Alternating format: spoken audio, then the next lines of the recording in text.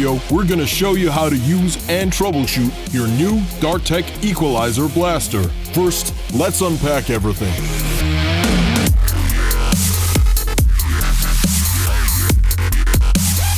Insert the apex darts into the barrel with the orange tip facing outwards. Carefully unscrew the battery compartment using a Phillips head screwdriver.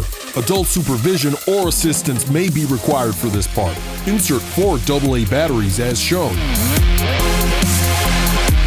Carefully replace the battery cover and screw.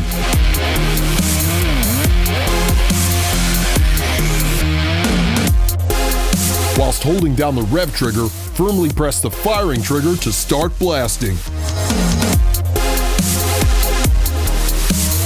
If the blaster doesn't appear to be firing, carefully check for jammed darts.